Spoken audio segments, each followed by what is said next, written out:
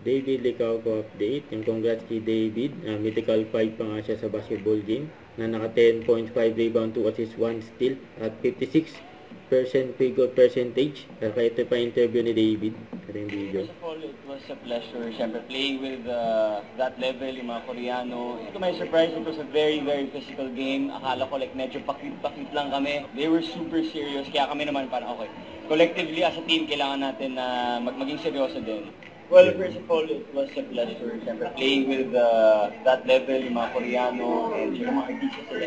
Diba? So actually, nung start, nahihiya akong Bigyan ka nila ganyan, diba? Actually, to my surprise, it was a very, very physical game. Akala ko like medyo pakit-pakit lang kami. But actually, they were... Diba? Nakita nga namin yung mga reaction nyo, diba? May mga napikon, pero at the end, you hugged it out. Yeah, I mean, they were super serious, kaya kami naman parang okay. Collectively, as a team, kailangan natin na maging seryoso din. Nakakatuwa yung game. Ang galing mo, ha? Oo, galing mo pala. Bye si David sa mga fans yan. Natumba pa nga si David dyan, kahit pisikalan niya. May sports lang. Tumayo agad si David. Pagpag lang, shooter yan si David,